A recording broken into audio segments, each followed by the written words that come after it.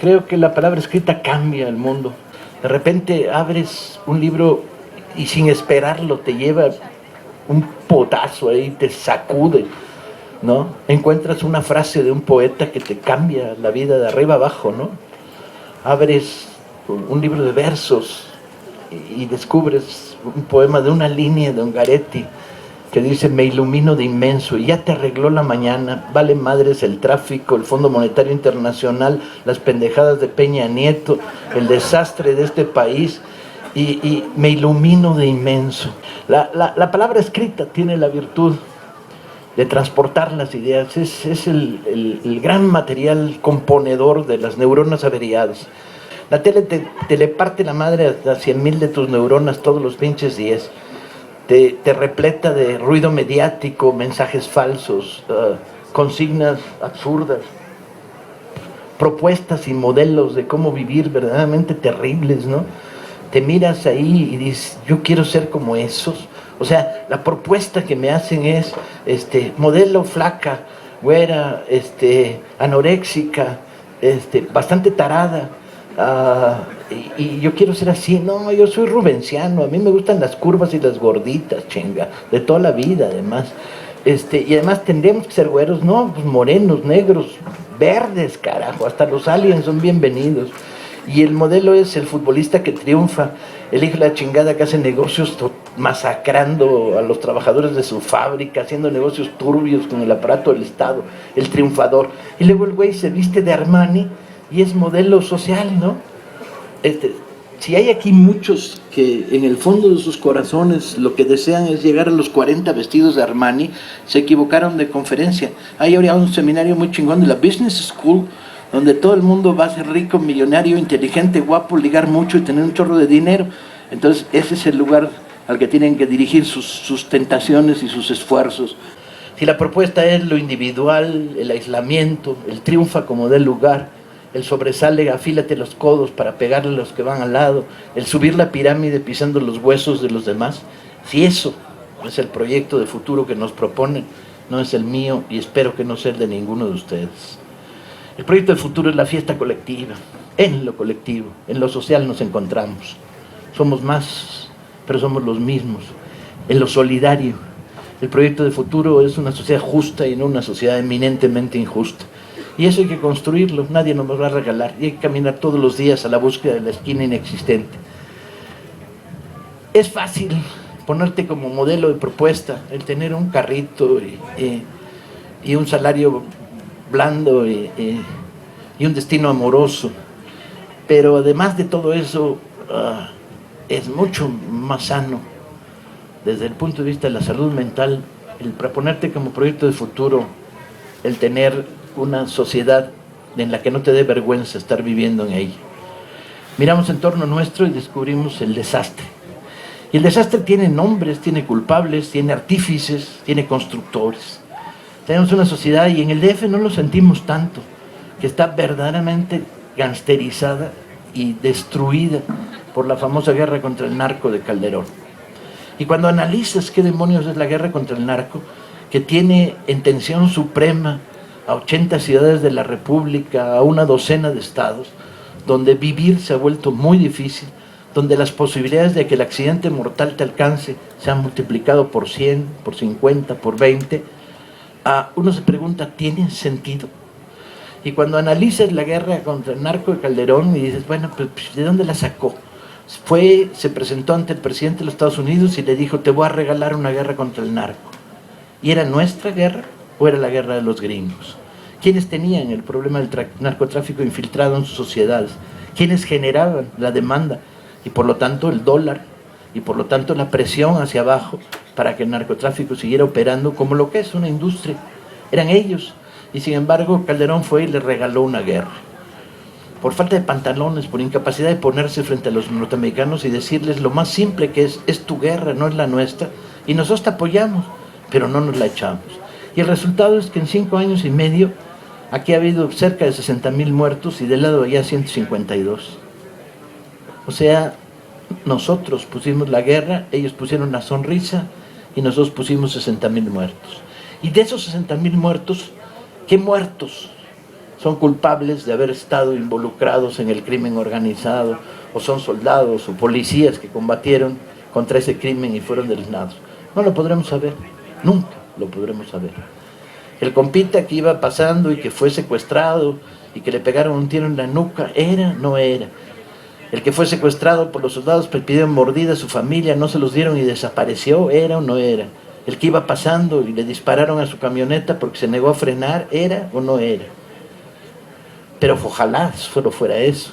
¿Cómo planteó la guerra Calderón? La planteó de la manera más delirante del mundo.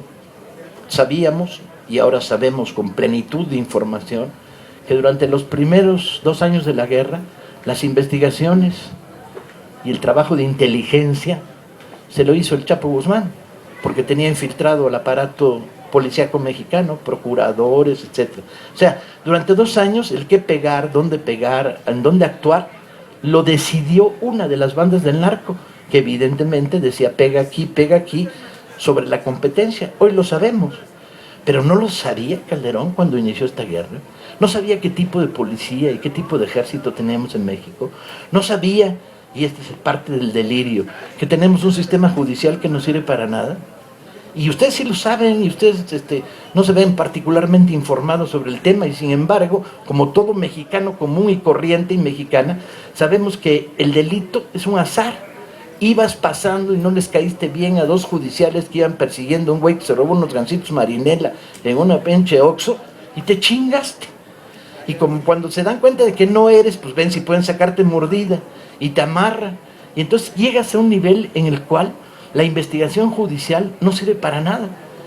Si ustedes han tenido la desgracia de leer un expediente policiaco, como yo he tenido frecuentemente, 3, 4, 5, descubrirás que hay 0 investigación.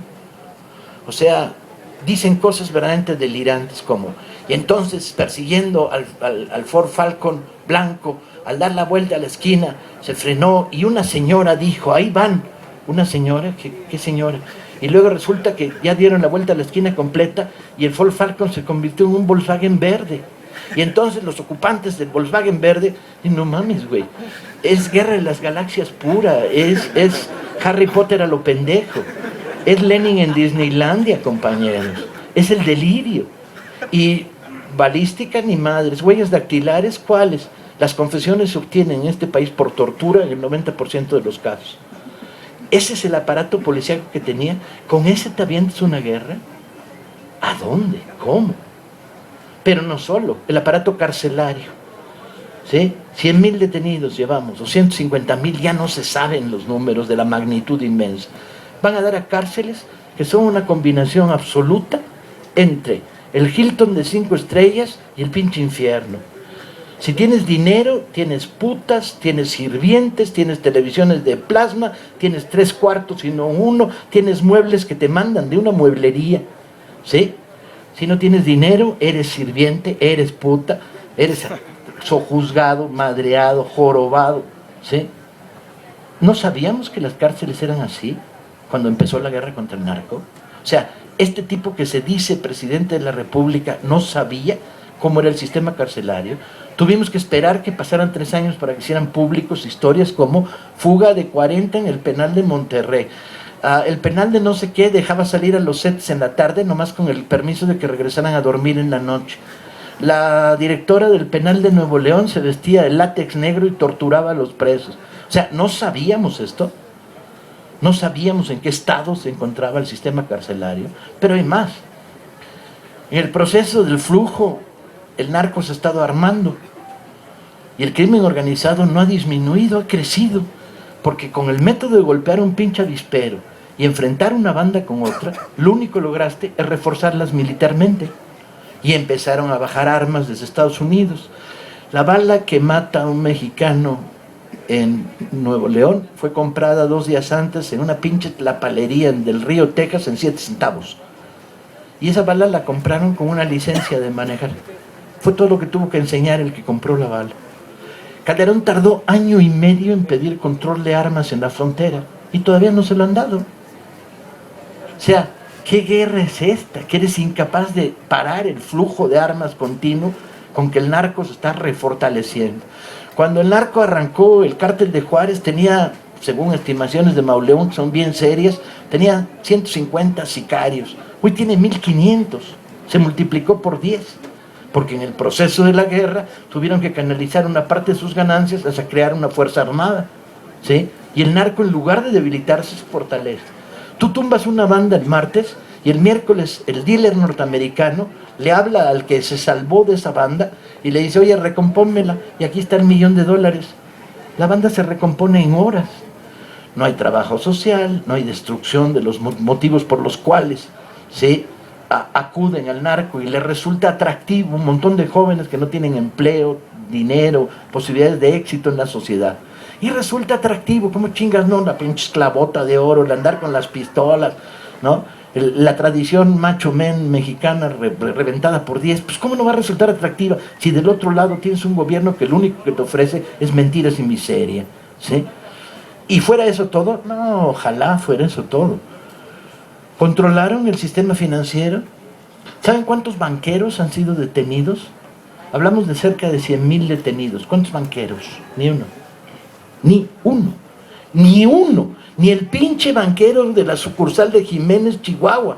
El gerente de una pinche sucursal Trapacochuela de esquina, que todo el mundo sabe que está ahí blanqueando. Ni un banquero detenido.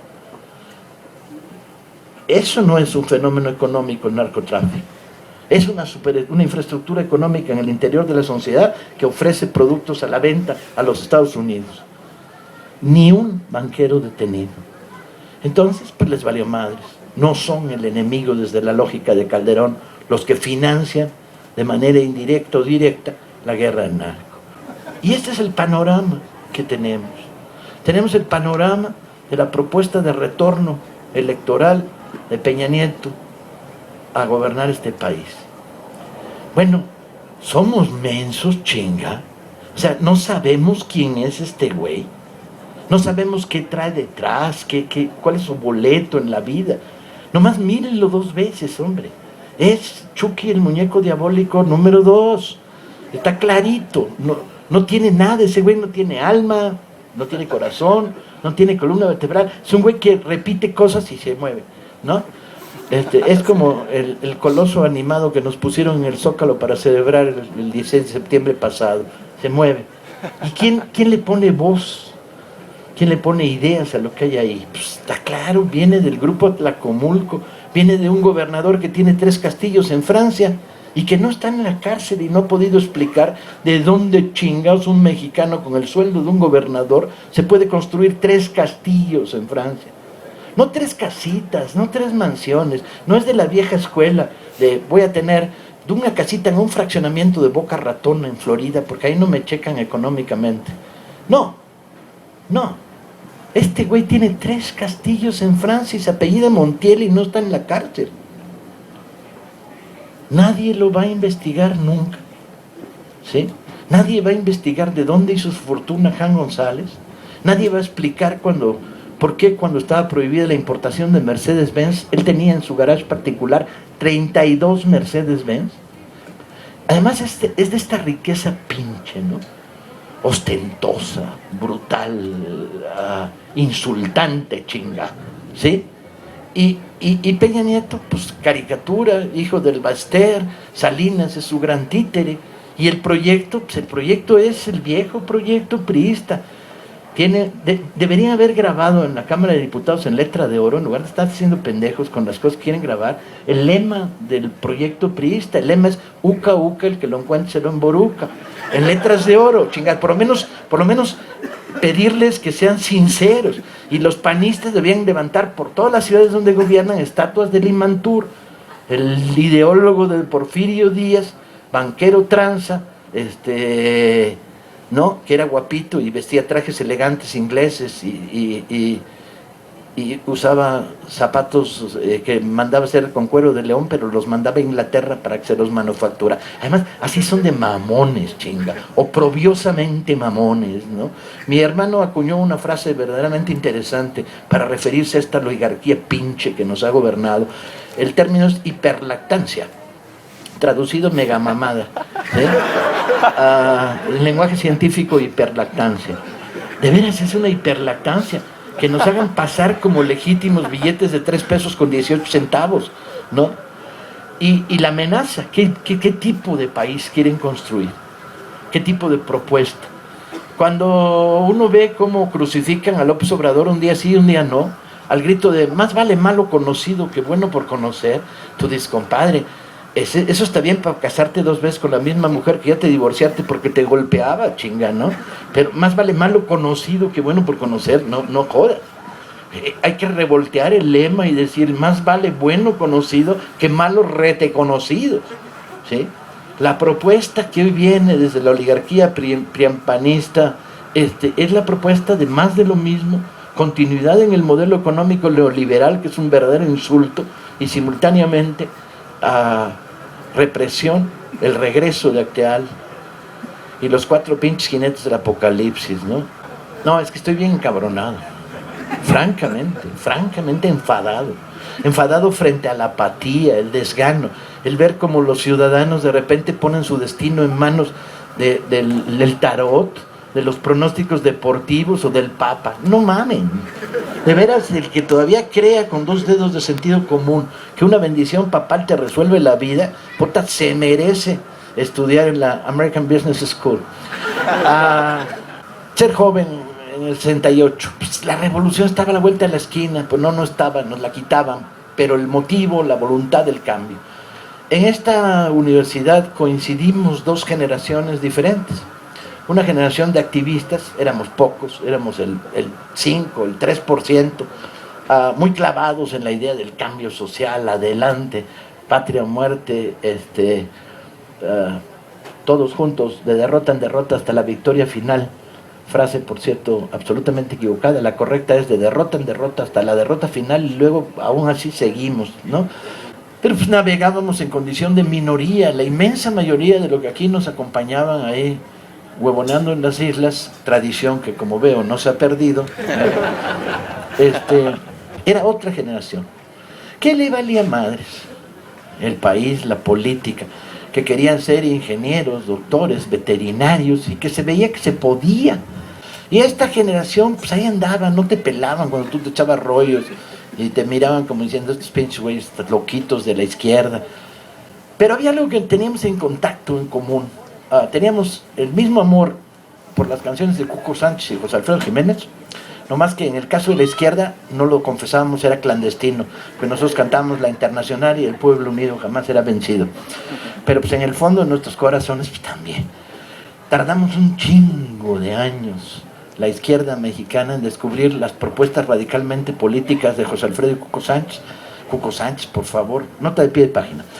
No soy monedita de oro, puta madre, está claro, la rechazo a la sociedad mercantil, o es mi orgullo haber nacido en el barrio más humilde, apartado del bullicio de la falsa sociedad, puta, una declaración proletarista, absolutamente, ¿no? O José Alfredo, cuando dice, si a fin de cuentas venimos de la nada, y a la nada por Dios que volveremos, pues es Hegel pasando por Marx completito, chinga, está claro, nomás de ser muy pendejo por no saberlo leer, pues, ¿no?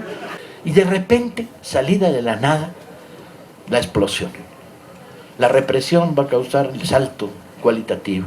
Y de repente, una asamblea declara la huelga y se van a otra facultad y en la otra facultad se hace otra asamblea y se declara huelga. Y de repente uno se queda mirando y los rumores que llegaban, declararon la huelga en ingeniería química. No mames. ¿En serio? ¿En serio? Y el movimiento fue creando olas de contagio. Y el movimiento en una sociedad donde los niveles de desinformación eran de a de veras, no como ahora están a toda madre comparados con los de entonces. En aquel momento ni un periódico, ni un canal de televisión, ni una estación de radio. El nivel de desinformación o de información controlada por el gobierno era inmenso, al grado de que empezando el movimiento se producirían las primeras muestras de cómo iba a actuar el aparato del Estado en materia informativa. Un compañero de la Escuela Superior de Comercio y Administración del Poli murió en los primeros choques en el centro por un garrotazo que le dieron en la nuca, le rompieron la base del cráneo, entonces lo llevaron al servicio forense en el Poli, le hicieron autopsia y resultaba, es una fractura de en la base del cráneo. Bueno, los medios comunicaron la muerte de este compañero como murió por haber comido una torta envenenada. El queso estaba malo. Y valió madres que llevaras la autopsia, las fotos a los periódicos. Censura 100%. Bueno, ante una sociedad de este nivel de censura y de control, el movimiento lo logró romper la censura. Miles de activistas en las calles fuimos a llevar el mensaje de no es así. Televisa podría decir lo que quiera, ¿sí? Pero el volante chiquitito que sacábamos decía lo que era verdad y era reconocido como verdad por la gente. Estos son milagros, la contrainformación. Y no disponíamos de los medios electrónicos. Puta, si el movimiento 68 hubiera dispuesto de Facebook, Twitter y compañía, nos duran 5 minutos estos culeros, ¿no? Díaz Ordaz con toda su parafernalia nos dura 5 minutos. Tengo guardado en mi closet del 68 un montón de anécdotas que me gusta mucho contar. Anécdotas enloquecidas, como cuando me mandaron a Prepa 5 al amanecer, urgentemente. Y entonces llego a Prepa 5 al amanecer y encuentro como 400 cabrones y cabronas tendidos en el suelo, con cara de agotados hasta la exhaustión ahí, reventados, porque la noche anterior había sido la noche de la gran pinta. El Consejo Nacional de Huelga había decretado que íbamos a pintar 100,000 bardas. No pintamos 100,000, pero pintamos 50, 60,000 en la Ciudad de México. Y entonces, simultáneamente, brigadas de toda la universidad nos lanzamos a pintar. Y los de Prepa 7 habían hecho una labor maravillosa, habían pintado un chingo de bardas. Había habido un nivel de autonomía, cada asamblea decidía qué consignas pintaba. Y entonces llego a Prepa 5 y entonces pregunto, ¿aquí quién es el coordinador de brigadas? El Bigotín. Bigotín era un cuate en estado preagónico que estaba ahí tirado, que lo llamaban el Bigotín porque tenía bigotes de Juan Diego, una mancha de cada lado. O sea, ahí se levantó titubeando y digo, ¿para qué soy bueno? Digo, vengo del comité de la UNAM porque la cagaron, compañeros. Pues fue una decisión de asamblea y nos vale madres y no hay nadie en la UNAM que nos pueda decir qué chingados tenemos que hacer y hicimos lo que quisimos y váyase a la chingada y déjenos dormir porque no paramos en toda la noche. Digo, compañero Bigotín, ¿qué pintaron? Y el compañero Bigotín dice, pues por acuerdo de asamblea pintamos hocicón. Deben haberse pintado 1,000 bardas o 2,000 con la palabra hocicón. Hocicón era el insulto dedicado a Díaz Ordaz. Y era una manera políticamente no muy desarrollada y no muy pensada, pero sí muy clara de confrontar al poder. O sea, nosotros somos el movimiento, tú eres el hocicón, ¿no? No hay respeto por la figura presidencial. Bien, no estaba mal, pues estaba toda madre, ¿no? 6,000 bardas con el letrero hocicón. Pero le digo, Bigotín, está toda madre, yo no voy a discutir los derechos de la asamblea a pintar hocicón. No más que hocicón es con H y con C. El Bigotín se medio zarandeó. Dijo, no mames. Y le digo, sí, vamos. Y entonces el resultado es que lo que hemos logrado con esa pintada de ustedes es que todo el que pase frente a esa barda y sepa un poco de ortografía va a decir, pinches estudiantes salvajes, ¿no? Es una muestra de la barbarie. Y dice, no, hocicón es sin H y con S. Le digo, a ver, manda a uno de tus cuijes a abrir la biblioteca y chequémoslo para que no haya dudas, compadre. Pues ahí llegó con un diccionario. No había hocicón en el diccionario, lo cual me creó un problema para convencer al Bigotín, pero había hocico. Y yo decía, mira, hocico con H y con C se deriva en hocicón. No, sí. Lamento informarte que sí. Dice, puta madre, dice el Bigotín. Y entonces saca de su ronco pecho su voz más estertórea y dice, ¡camaradas!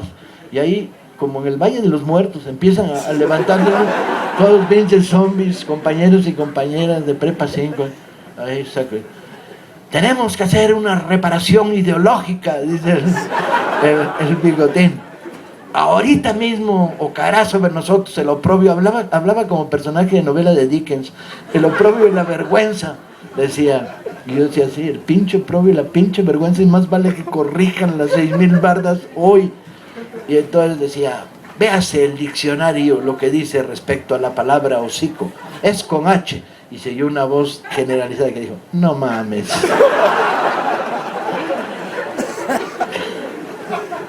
¿Tuvo sentido? Perdimos, nos derrotaron, nos masacraron en Zacatenco, en el casco, ¿sí? Nos masacraron en Tlatelolco, tomaron la universidad a punta de tanque. ¿Tuvo sentido? Desde luego que sí. Cambiamos este país. Y iniciamos el proceso de cambio que no terminará jamás, pero lo iniciamos. Transformamos, volteamos a cientos de miles de ciudadanos y les dimos una perspectiva, nos dimos una perspectiva. Y sobre todo, la generación de 68 lo que construye es una voluntad del cambio profundo, una propuesta de esta sociedad no nos gusta y queremos cambiarla. Yo solo pienso, si López Obrador gana las elecciones, desde luego el saqueo de Pemex lo para en seco, desde luego, y no se iban a repetir cosas como lo que sucedió con los electricistas, pero sobre todo para parar el regreso de los jinetes de Apocalipsis y para frenar los efectos de la guerra del narco. ¿Nos vamos a quedar mirando? Siempre se puede quedar mirando, o sea, esto de que la vida pasó al lado mío y no me enteré, suele ser frecuente.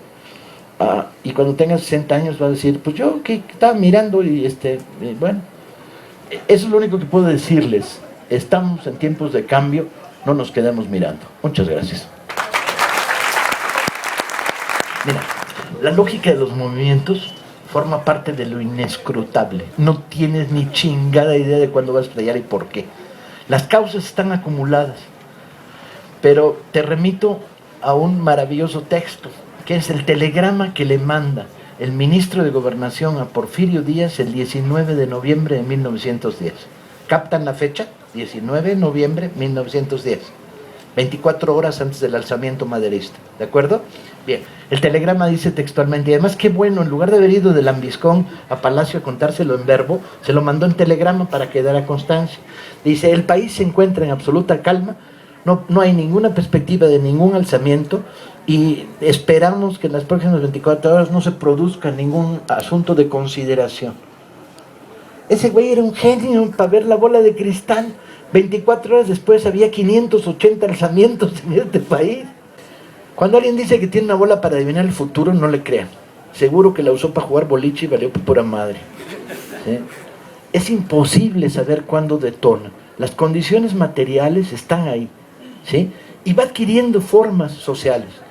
¿Alguien se esperaba que Cárdenas ganara las elecciones del 88? Ni Cárdenas, compañeros. Y las ganó.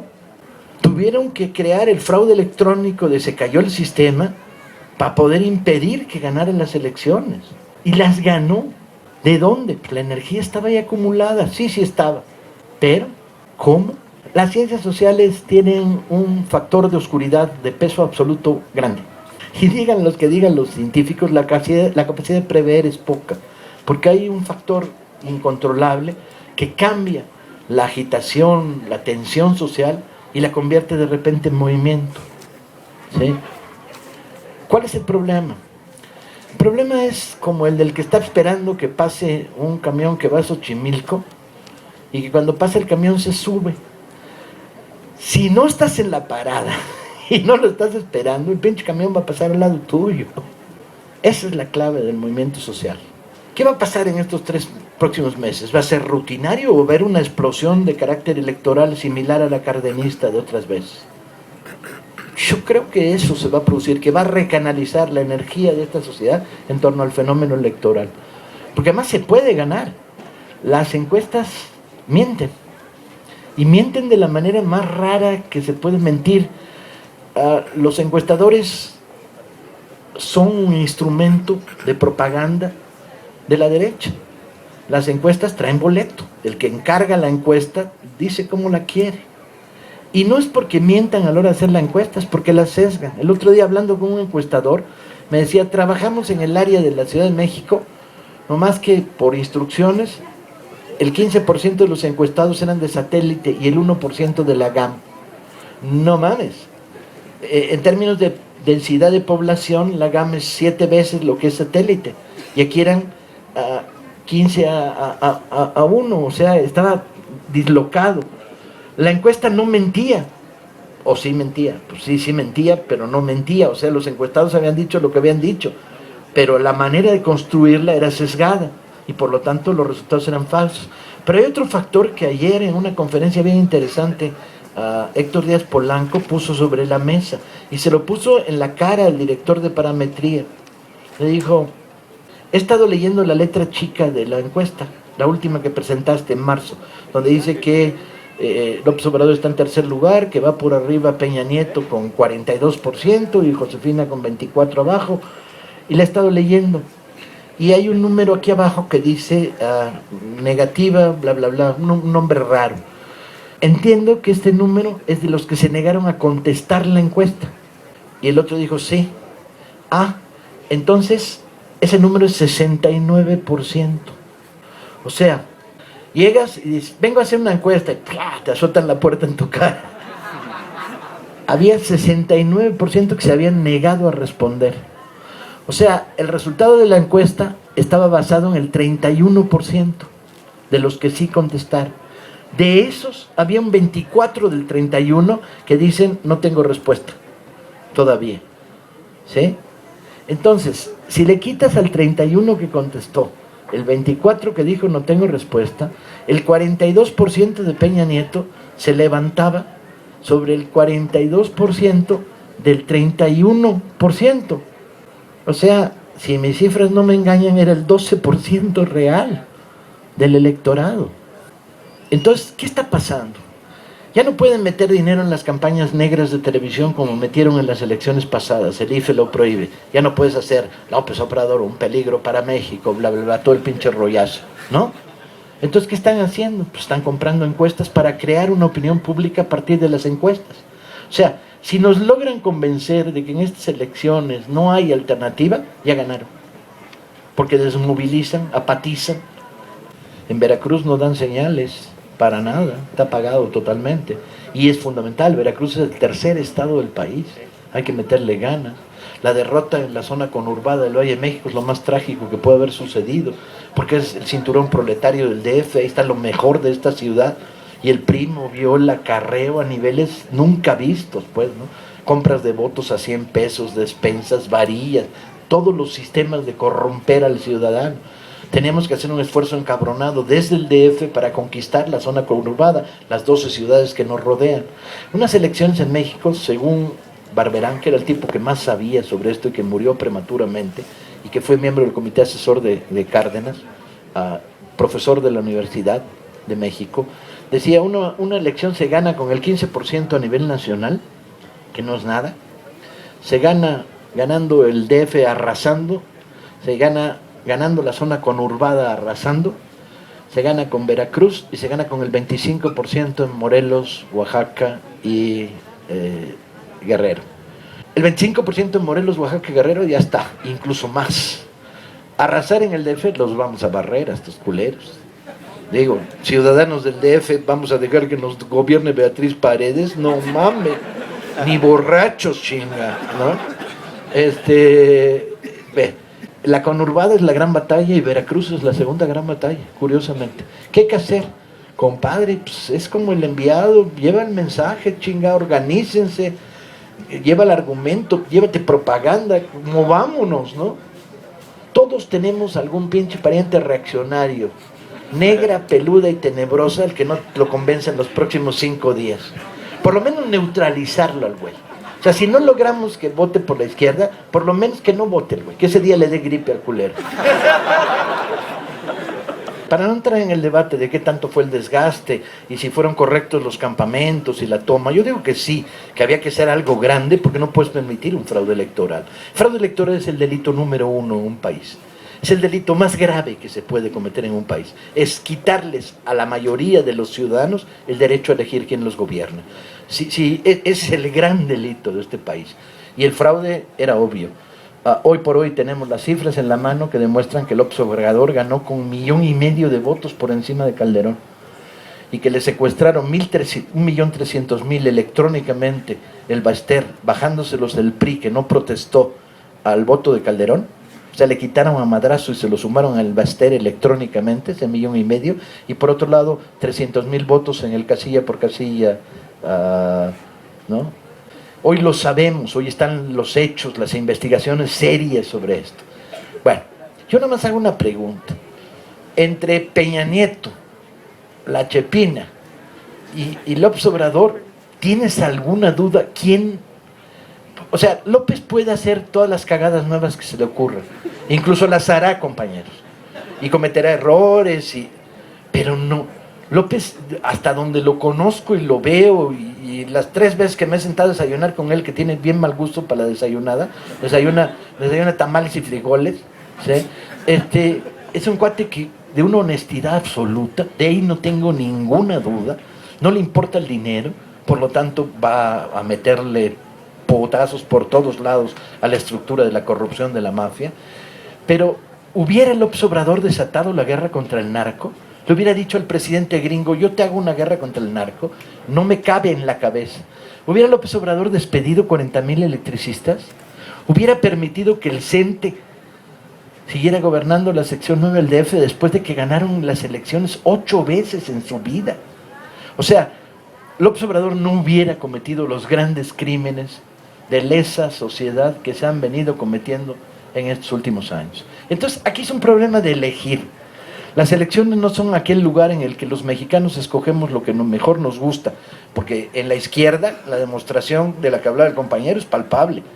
O sea, no sé cómo el PRD se puede atrever a hablar de democracia cuando no practica democracia interna. El PRD es algo que tiene, o se transforma o se muere en las próximas elecciones, porque se le van a ir miles de votos al PT o a Convergencia, votando por candidaturas comunes, pero no dándoles el voto a ellos, ¿sí? Y dentro del PRD hay un montón de gente decente, cierto, mucha, yo conozco un montón, pero un montón, y gente sana y peleadora y combativa y honesta, pero el aparato ha dominado en una lógica de negocio. Es un problema de elegir, y el problema de elegir es qué es lo mejor que hay ahí. Y yo no diría la fórmula que el otro día oí diciendo, bueno, López Obrador es lo menos malo. No, compañeros, López Obrador es lo mejor que hoy hay en el panorama, porque ahí hay ciertas garantías, hay un programa serio, que dice cosas importantísimas, como por ejemplo, vamos a hacer 4 refinerías en los próximos 3 años. ¿Por qué? Compañeros, ¿saben ustedes que en este país estamos vendiendo crudo y comprando petróleo? Es, como bien dijo López Obrador, es como vender naranjas y comprar jugo de naranjas. Es un crimen, chingado, regalar ese dinero a las transnacionales de Houston. Pero un crimen, porque ese es el dinero que te va a permitir, de una manera, dinamizar salud, dinamizar educación. El otro día, en un debate con la gente de cultura, que nos reunimos con él, le planteamos 50% de descenso a todos los altos funcionarios públicos. Y dijo, va. Puta, más de uno se puso a temblar de los burócratas que estaban ahí, que quieren ser funcionarios del próximo gobierno. Pero está toda madre que tiemble. El que quiera ser funcionario público de alto nivel en un gobierno democrático, que lo haga por amor al servicio al pueblo y no por el dinero. Y esa es la lógica que hay que meterle a estas campañas. Y esa es una demanda que hay que repetir una y otra vez. Pero luego le dijimos, oye, necesitamos que el 2% para cultura se ejerza. La ley dice que el 2% del gasto público de este país tiene que ir a cultura, no a burócratas de la cultura, no a instituciones culturales, a la cultura, ¿sí? Bien, ¿saben cuánto está llegando? El punto 3. Somos como Tanzania, compañeros. El punto 3 está llegando.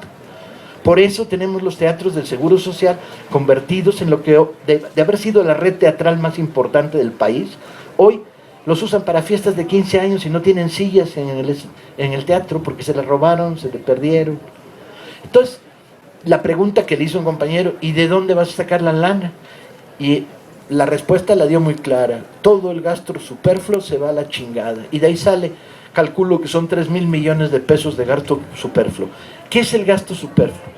El gasto superfluo es la campaña que acaba de hacer Calderón, cacareando los éxitos de su gobierno, que costó cerca de 1,000 millones de pesos. El de somos un gobierno en televisión. Gasto superfluo es los gastos de representación de un funcionario que le dan la capacidad para gastarse 170,000 pesos mensuales en comidas con compinches. Todo ese rubro desaparece y se recanaliza a cultura. ¿Vamos a votar por un cuate que está diciendo estas cosas o vamos a votar por Peña Nieto o por Josefina, que no dice nada porque cada vez que dice la caga? Esta película, que además se filmó con engaños, diciéndole en las escuelas a los niños que iban, que por favor grabaran, que era para un programa de Canal 22, sí, de panzazo, ¿no? Sí. Y bueno, que efectivamente y claramente tiene más bien un fin político. Mira, yo creo que en estos momentos me parece deplorable y además me parece sucia, porque se ha echado basura contra los maestros de primaria de manera cruel. Y se han defendido muy mal en estos últimos meses los maestros de primaria. Han salido a la calle y han demostrado su fuerza, pero se han defendido muy mal. ¿Qué está detrás? En estos momentos hay tres posiciones en el debate sobre la educación pública. La posición de los charros, que dije, dejen todo como está, que es nuestro negocio y mejor no le muevan, con el Baster al frente, para perpetuarse en el control de los millones de pesos que significa el sindicato del magisterio. La propuesta de la CENTE y los democráticos, que es, sí, evaluación, pero nosotros hacemos el mecanismo de evaluación de acuerdo a las condiciones de cada lugar, no pueden ser iguales. Una escuela en la Huasteca tiene que tomar en cuenta mayor preocupación por el ciclo del agua que por el álgebra, ¿sí? Etcétera, etcétera, etcétera. Y la proliferación de los talleres. Tuvieron una experiencia bien bonita en el Zócalo, mostrando 150 talleres que están vivos en estos momentos en las escuelas de la Ciudad de México. Y la tercera posición es la del grupo que está detrás de Panzazo, que es un grupo de altos industriales, sectores de la oligarquía mexicana. ¿Qué quieren? ¿Qué traen detrás de esto? La fundación, donde el gran capo Sedvige, el hombre de Pan Bimbo, chingas, ¿de veras le importa la educación pública a Sedvige? Traen detrás algo que en España, bajo gobiernos conservadores, ya se consolidó, que es la historia de la concertada. La concertada es un sistema mediante el cual, si tú tienes necesidad de dar escuela a 1500 alumnos en la zona X y solo puedes darle con la estructura que tiene la educación pública 1000, los 500 que te sobran van a escuelas privadas y el gobierno paga porque te los acepten. ¿Cuál es la lógica de la concertada? Financiar a la educación privada en lugar de financiar a la educación pública. En lugar de crear las escuelas para esos 500, pagas a instituciones privadas, etc. Los que están detrás de este proyecto desde hace mucho tiempo es el clero conservador católico de México, que ve en esta manera de escuela concertada la manera de incrementar brutalmente sus ingresos e ideológicamente de incidir a través de clases de religión, etcétera, etcétera, en la educación pública. Es bien peligroso lo que hay detrás de Panzazo. A mí me parece una operación gangsteril encubierta y de profundos daños a la educación pública de este país si la dejamos avanzar.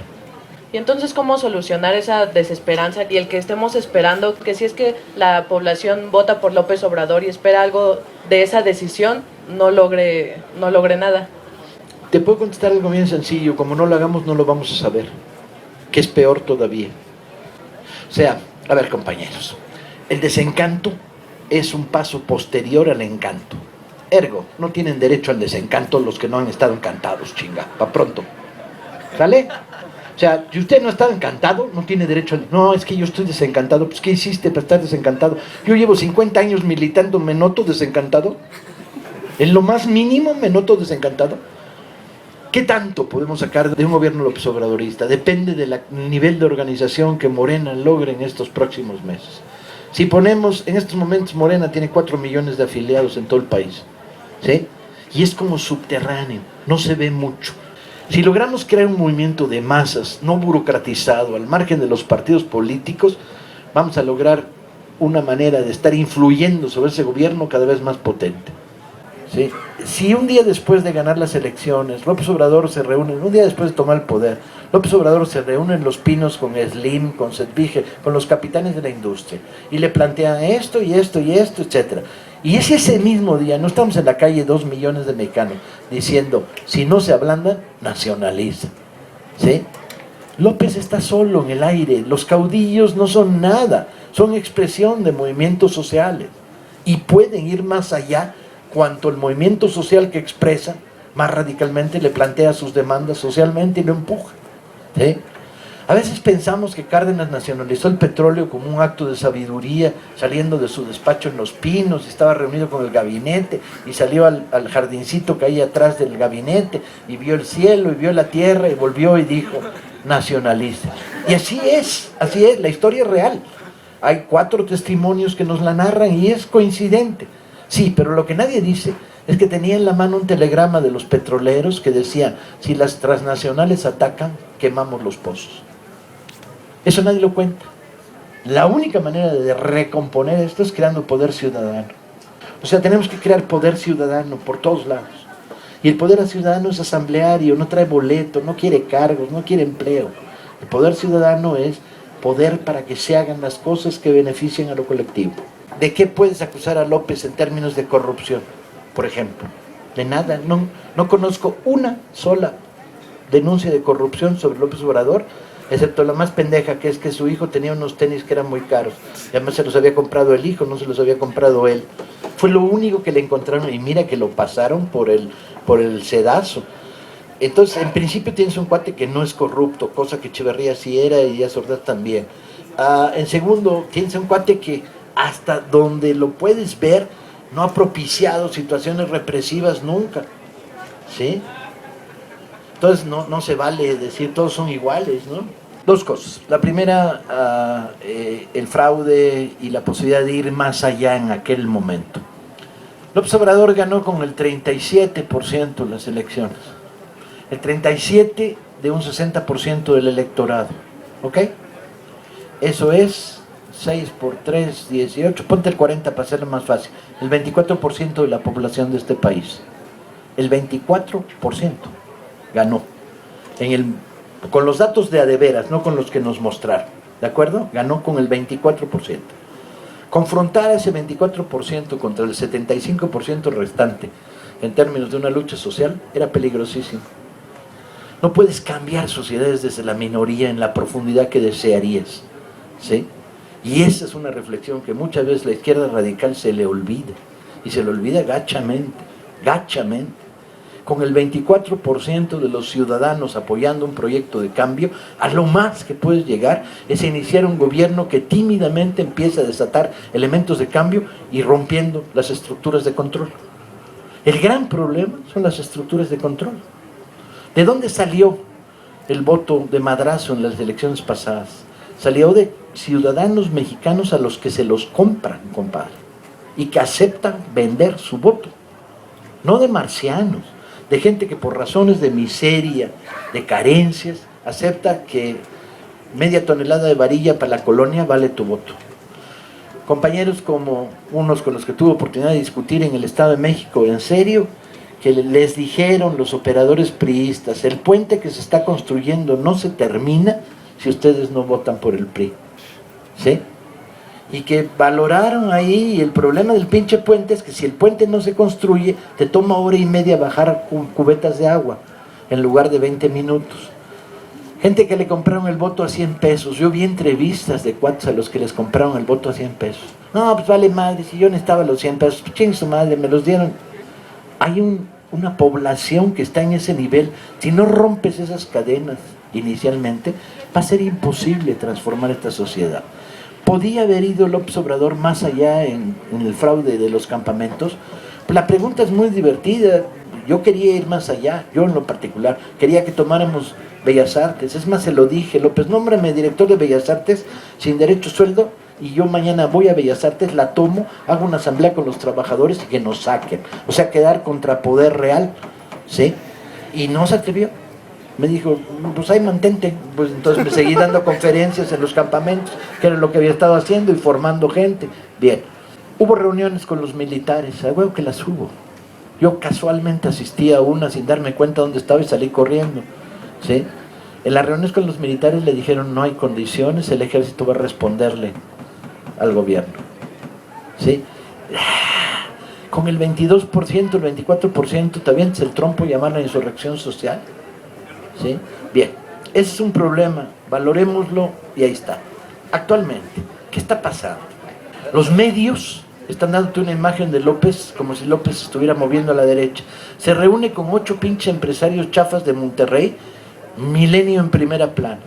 Pero una semana antes, no, 2 días antes, se había reunido con las cooperativas pesqueras de Veracruz y les había prometido pararle los tacos a los japoneses que están comiéndose el pescado en Veracruz, comiéndoselo en el sentido literal, o sea, barcos nodriza a 40 kilómetros de la costa, etcétera, etcétera. Y había aceptado el plan de las cooperativas. Sobre eso no leí ni una línea en los medios. En la asamblea de Morena Cultura, donde aprobó el 50% de descenso de los empleados públicos y la recanalización del gasto superfluo, ni siquiera la jornada lo contó. La jornada lo único que contó es que había nombrado a Elena secretaria de Cultura, Poniatowska, lo cual está toda mal. Pero el fondo, los 3, 4 grandes temas que allí se dijeron en la asamblea, no los contó. López Obrador va a ver el Papa y televisiones, periódicos y radios se vuelven el delirio, ¿sí? Pero lo que pasó en la Guelaguetza en Oaxaca no lo contó la prensa ni los medios. Entonces te están transmitiendo una imagen de López moviéndose hacia la derecha que no es justa, ¿sí? Es cierto, López está tratando de construir una plataforma de centro hasta la derecha, y es cierto, se ha movido hacia la derecha y muchas veces contra mi opinión, pero vale madre mi opinión, como todo el mundo habrá logrado descubrir hasta este momento, ¿no? Pero al mismo tiempo también se estaba moviendo hacia la izquierda en conexión con lo social, y no en pocos lados, en muchos, y no en niveles de poca profundidad, en muchos. La decisión de reformular la teoría del CONACYT y crear una estructura con una fuerte inversión nacional para el desarrollo de tecnología es seria, es serio el pinche proyecto. La promesa explícita a los electricistas de la reconstrucción de Luz y Fuerza del Centro y de que se hagan cargo del suministro de la luz en el Distrito Federal está firmada por López. ¿De eso quién ha hablado? Nadie. Entonces, tengan cuidado, porque a veces la imagen de López que se nos transmite, y es voluntario, no es accidental, a través de los medios, es una imagen de que se está volviendo más conservador, más blandito. La diferencia entre tener un gobierno dirigido por López y un gobierno ultra represivo dirigido por Peña Nieto, a mí me parece notable. Entonces, considerémoslo. Cuando tú le encargas a una compañía encuestadora como Parametría o etcétera, una encuesta, el que paga manda. Y las encuestas tienen una lógica muy jodida, son muy caras, hacer una encuesta es muy caro. Y eso significa que el que paga manda. Y hay 26 maneras de sesgar una encuesta. O sea, no de decir mentira, sino de lograr que diga lo que tú quieres que diga. Por ejemplo, vamos a hacer una encuesta, los que estamos aquí, pero que no opinen los que tengan 25 años para arriba y que hayan tenido experiencia en lucha social. Y no opinen los zurdos, y que no opinen los que tengan el pelo parado, que es un símbolo de rebeldía, y que no, esa pinche encuesta va a ser diferente a una encuesta abierta, ¿sí? Como comentaba hace un rato, están sesgando las encuestas. Cuando entrevistan a 15% en satélite y 1% en la GAM, le metieron una sesgada a la chingada a la encuesta, pero de la chingada, por razones obvias. Estás hablando clases medias fundamentales en la zona de satélite, con un voto panista en la mayoría de los casos, o priista, peor todavía, y en la GAM no.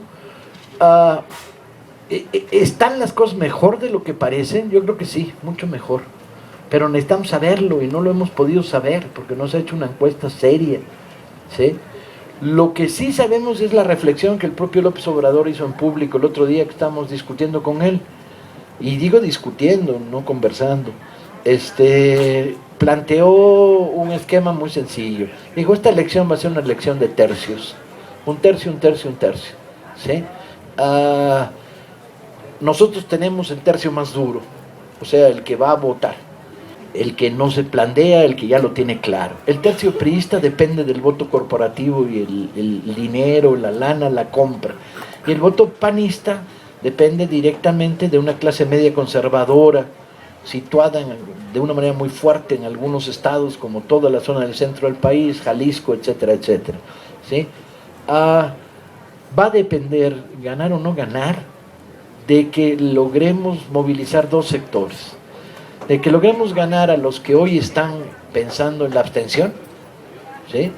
Y de que logremos ganar la batalla de Veracruz y la zona conurbada del Estado de México. Las demás batallas ya están ganadas. Y es muy curioso porque de repente tú ves lugares donde ha estado recorriendo, donde tiene unanimidades absolutas. Oaxaca, por ejemplo, hay lugares de unanimidad absoluta, en zonas enteras, ¿sí? lugares en el Estado de México, etcétera, y eso las encuestas no lo están reflejando. Entonces, una de las grandes batallas de dar en estos momentos, es decir, las encuestas mienten, pues no valen para mucho. Habría que decir, las encuestas mienten por esto, y estos son las intenciones de voto reales. De todas maneras, estamos con un 35% de indecisos a 3 meses de que empiece la campaña electoral. ¿Quiénes son esos 35% de indecisos? Son una parte del electorado que se creyó la satanización que tú comentabas de López Obrador, ¿no? El viene del infierno, huele a azufre el culero es un peligro para México, bla, bla, bla.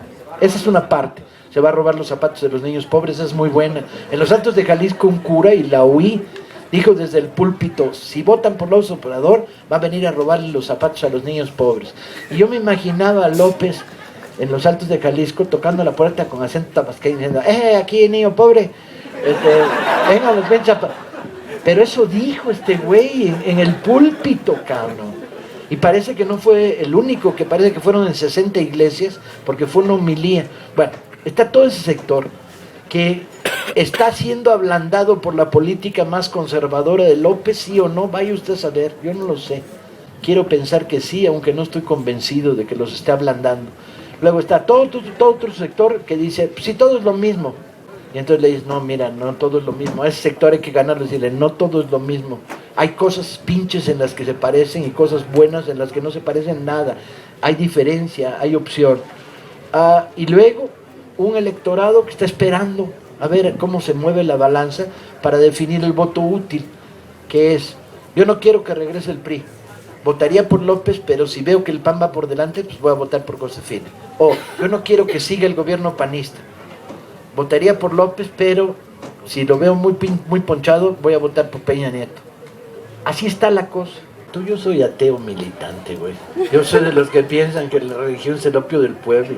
El único Dios que me late es el gigante verde de los chícharos.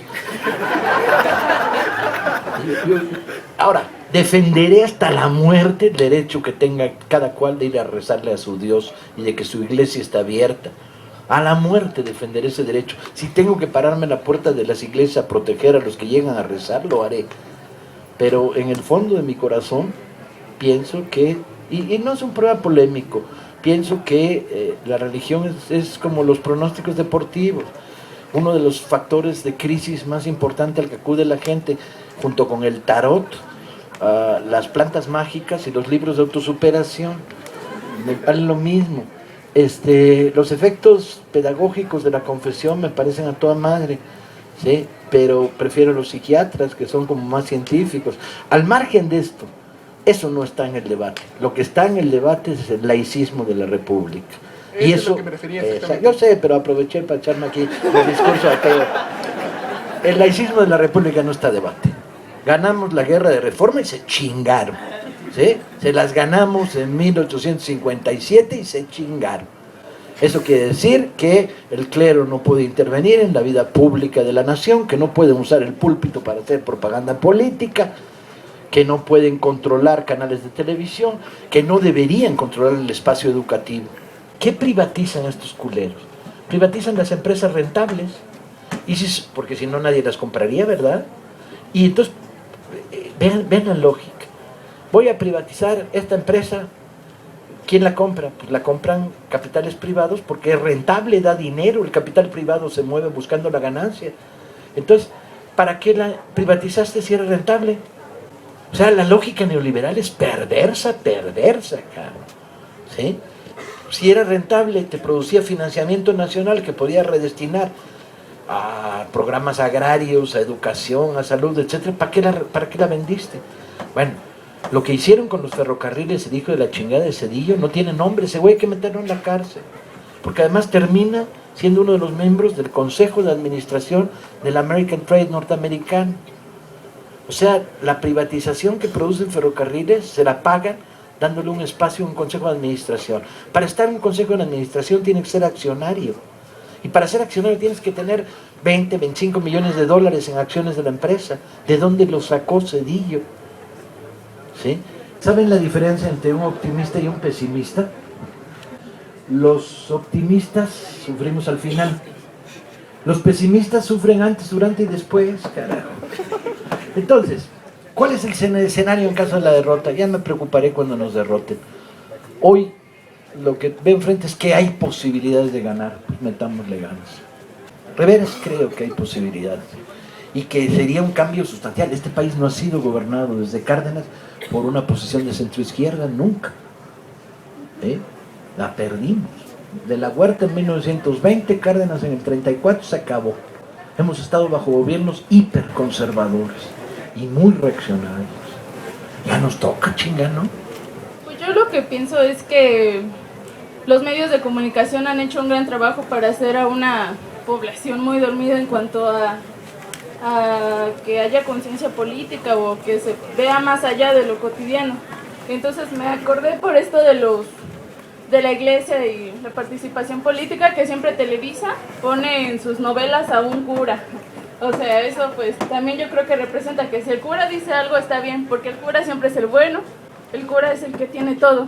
Entonces mi pregunta es cómo podría hacerse para pues decir a la gente, pues no solo es la televisión y menos la de Televisa o la de TV Azteca. Compañera, le prometo una cosa, si gana López Obrador voy a escribir una telenovela donde hay un cura culerísimo. ¿Ven? Esas son las posibilidades pequeñas que la sociedad desliza de repente. ¿Se imaginan la gozada de una telenovela donde los malos son todos pinches oligarcas culeros y corruptos, ¿no? Y José Felipe, ¿no? Que anda dejando tirada a María Antonia por culero, bote, y a José Felipe. Y el dueño de la hacienda, llegan 20 campesinos y le quitan el casco de la hacienda. No, me la voy a pasar capulina, compañero. Sí, yo creo que al revés, es quizá el mejor momento para tratar con los militares, pues están hasta la madre de cómo los ha usado Calderón en la guerra contra el narco. Hay un descontento profundo a nivel de las capas medias. El otro día discutiendo con Gallardo, que me parece un tipo muy sensato, el general Gallardo, al que, ¿no? Hablando con él me decía, Paco, ¿me has de creer que en este país hay 100 coroneles y mayores honestos? ¿Sí? Que cambiarían la manera de participación del ejército en los rollos del Algarcaco. Y le digo, pues te creo porque tú sabes y yo no sé, no los conozco. Tengo la sensación de que el maltrato que le ha dado Calderón al ejército en la guerra contra el narco permite un acercamiento de López Obrador más o menos inteligente. Hubo una reunión, compañeros, de la que la prensa no informó, para variar y como de costumbre, con 16 generales retirados, en la que López Obrador apeló a su nacionalismo y le dijo, el país está cayendo en pedazos. Y logró consenso. Entonces no veo mal por ahí la cosa. La veo más jodida en el aparato de gobernación, AFI, compañía y procuradores, que es un podredumbre absoluta. Ahí hay que barrer con barredora de nieve, chinga, llevándote por delante todo. Ahí va a estar mucho más cabrón. Pero no se van a crear entonces otros grupos de poder antagónicos. Sí, se van a crear y vamos a tener todo tipo de provocaciones y todo tipo de conflictos. Van a ser años muy divertidos en cuanto a la tensión social creciente y a la consecución de demandas. Piensen de repente que la mayoría de los estados de la República tienen leyes antiaborto. Piensen de repente en que si llegamos con un congreso de minoría. Y de ese congreso de minoría, la mitad de los diputados van a ser chuchos perredistas pinches. No, ni siquiera chuchos perredistas simpáticos. ¿Sí? O sea, piensa que vamos a llegar con un Congreso en minoría, un Senado en minoría, y que lo único que tienes es el poder presidencial, que en México es muy grande porque gobiernas por decreto, ¿sí? Muy grande, pero vas a tener trabas por todos lados, desde los sectores más los sectores, a ver, vamos a ver, chinga, y eso sí es especulación y le entro a esta. López Obrador gana las elecciones. Tiene un gabinete ya nombrado, le faltan 30 cargos por nombrar, los va a acumular en el proceso. Creo que lo va a echar un poco a la izquierda, porque ese es un momento para una parte del gabinete volcarla hacia la izquierda. ¿Qué tienes enfrente? Puta, tienes toda la mafia. O sea, todos los güeyes que son ricos porque hacen negocios sucios, los tienes en contra. Todos. Porque estás atentando contra sus intereses directos. ¿Sí? O sea, el güey que vive de una concesión chafa para venderle papelería al gobierno federal, ese güey no resiste una auditoría. Si a ese güey le cortas el cuello y le dices no te compro ni un pinche sobre ni un papel y vas a tener que hacerlo, Porque si tu política fundamental es descorromper, tienes que chingártelo. Bueno, ese güey y sus millones lo tienes militantemente en contra. Y como él, estoy hablando, no tienen idea de la capacidad de perversión del Estado mexicano. La corrupción tiene tocado todo el Estado federal mexicano y parte del DF, aunque mucho menor y no tan trascendente. Pero a nivel federal, puta. Luego, los proyectos neoliberales, están todos asociados. Plantéate el tema del gas. Estamos comprando gas a Bolivia, ¿sí? Pero no se lo compramos a Bolivia, se lo compramos a compañías españolas intermediarias. Por lo tanto, estamos pagando la intermediación.